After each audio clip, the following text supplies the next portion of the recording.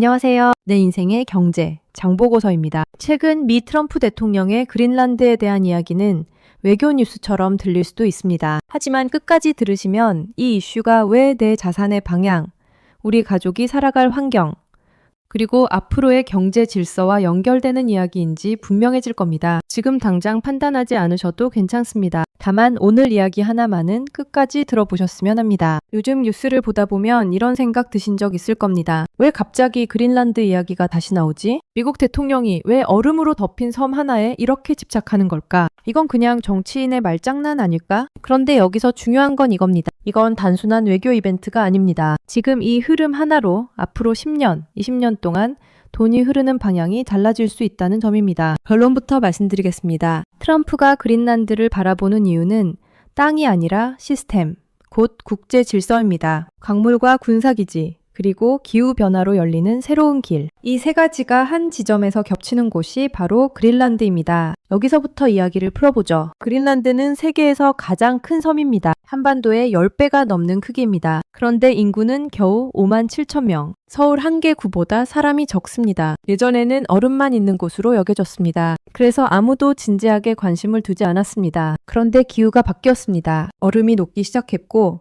그 아래에 있던 것들이 드러나기 시작했습니다. 히토류, 리튬, 니켈 같은 자원들입니다. 잠깐만요. 히토류가 뭐길래 그렇게 중요할까요? 스마트폰, 전기차, 풍력 발전기, 그리고 미사일. 이 모든 것을 만들려면 반드시 필요한 재료입니다. 지금 세계 히토류의 70%를 누가 만들고 있을까요? 중국입니다.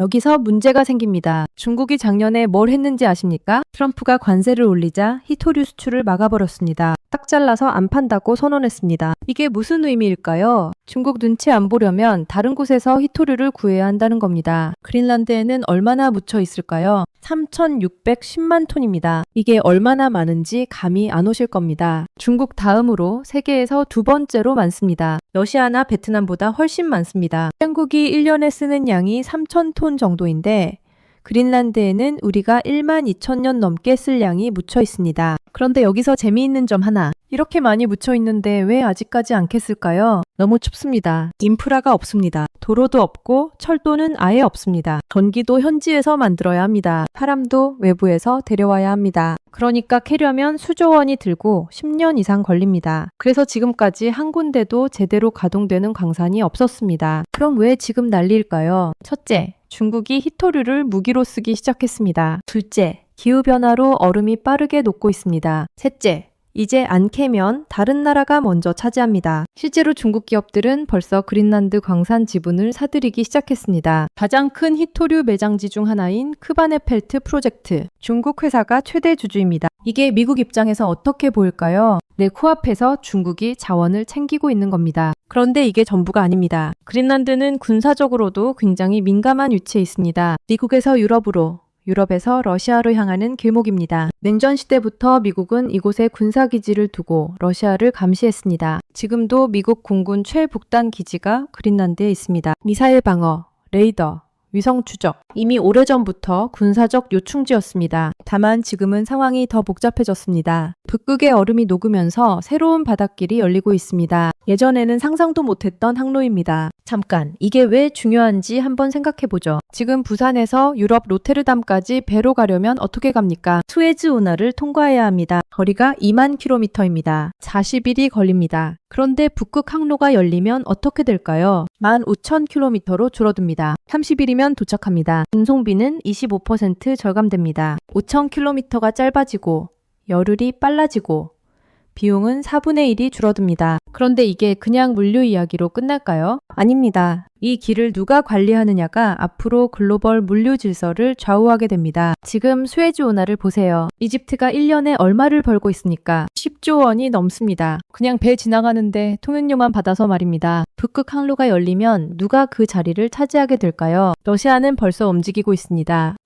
2030년경에는 북극 항로 물동량이 1억 톤이 될 거라고 전망하고 있습니다. 중국은 이미 북극 실크로드를 선언했습니다. 미국은 지금 그린란드를 보고 있습니다. 여기서 많은 분들이 이렇게 생각하실 겁니다. 아니 그래도 남의 나라 땅인데 그게 말이 되나? 맞습니다. 그래서 겉으로 보면 이건 무리한 발언처럼 보입니다. 하지만 트럼프는 진지합니다. 이번이 처음도 아닙니다. 2019년에도 그린란드를 사겠다고 했습니다. 그때는 세계가 웃었습니다. 덴마크는 터무니없다고 일축했습니다. 그런데 이번엔 분위기가 다릅니다. 트럼프는 군사력 사용도 배제하지 않겠다고 공개적으로 말했습니다. 백악관은 그린란드 주민 1인당 1억 4천만 원을 주는 방안을 검토 중입니다. 5만 7천 명 전원에게 주면 8조 원입니다. 덴마크 정부를 상대하지 말고 주민들에게 직접 제안하겠다는 겁니다. 미국 편이 되면 이득이라는 메시지를 보내는 거죠. 그런데 주민들은 뭐라고 할까요? 올해 1월에 여론조사를 했습니다. 85%가 미국에 속하는 걸 원하지 않는다고 답했습니다. 그럼 독립을 원할까요? 84%가 언젠가 덴마크에서 독립하고 싶다고 합니다. 재미있는 상황입니다. 덴마크도 싫고 미국은 더 싫고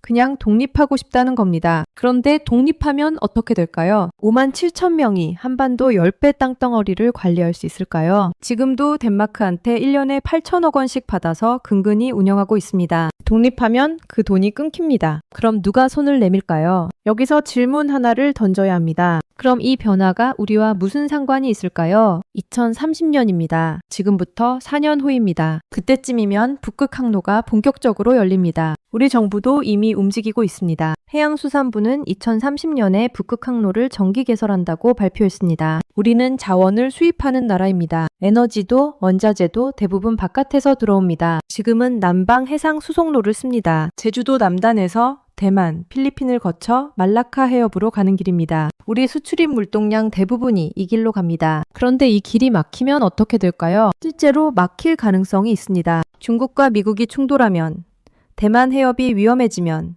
말라카 해협에 문제가 생기면 그때 북극 항로가 대안이 됩니다. 길이 막히면 가격이 오르고 공급이 흔들립니다. 기업은 선택을 강요받습니다. 어디에 공장을 두고 누구와 거래하고 어느 편에 설 것인가. 이 선택의 결과는 결국 가계로 돌아옵니다. 물가로, 일자리로, 투자 성과로 나타납니다. 지금 그린란드를 둘러싼 움직임은 단순히 미국과 덴마크의 문제가 아닙니다. 새로운 질서에서 누가 중심이고 누가 주변이 되는가의 문제입니다. 그리고 이 흐름은 이미 시작됐습니다. 많은 분들이 이렇게 생각하실 수 있습니다. 그래도 이런 큰 이야기는 결국 위에서 정해지는 거 아니냐고요. 하지만 역사를 보면 항상 그렇지 않았습니다. 큰 흐름이 바뀔 때 개인과 기업의 선택이 갈립니다. 어디에 투자할지, 어떤 산업을 믿을지, 무엇을 준비할지. 지금 트럼프의 발언이 중요한 이유는 그가 말했기 때문이 아니라 그가 꺼냈다는 사실 자체가 방향을 보여주기 때문입니다. 돈은 언제나 먼저 움직입니다. 그리고 그 뒤를 제도가 따라옵니다. 실제로 미국 히토류 관련 주식들이 어떻게 됐는지 아십니까? 트럼프가 그린란드 발언을 한 직후